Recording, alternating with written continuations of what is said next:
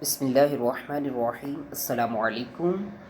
आज के लेक्चर के अंदर हम एक्सरसाइज 2.1 का क्वेश्चन नंबर 5 डिस्कस करेंगे।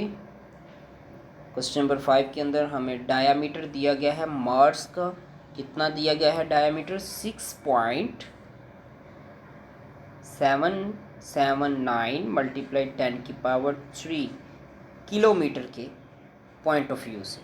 अब उसने कहा इसको स्टैंडर्ड फॉर्म में लिखें। जैसा कि आपको पहले भी कहा था कि जो स्टैंडर्ड फॉर्म और हमारी ऑर्डिनरी नोटेशन ये बिल्कुल सेम ही है।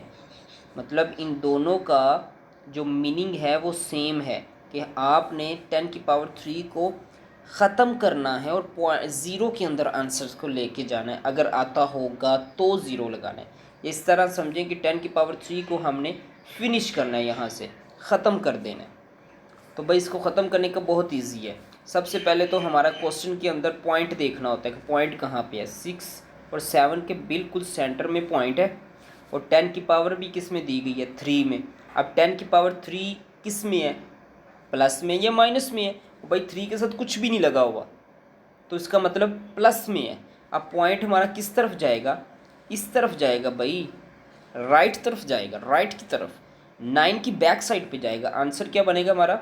6, 7, 7, 9 और 7 क्या आ जाएगा? किलोमीटर। आप कहेंगे सर आपने पॉइंट नहीं लगाया। ले जनाब पॉइंट लग गया। और भाई पॉइंट अगर लास्ट पे ना भी लगाएंगे ना, हमने पहले लेक्चर्स के अंदर यही तो सीखा है कि जिसका पॉइंट नहीं होता तो उसका पॉइंट कहाँ पे होता है? लास्ट पे होता है। तो पॉइंट अगर ना भी लगाएंगे तो हमारा यहाँ पे आंसर सेम मान लिया जाएगा। उम्मीद है आपको इस क्वेश्चन के आंसर की अच्छे तरीके से समझ आ गई होगी। तो आपने प्रैक्टिस मस्ट करनी है।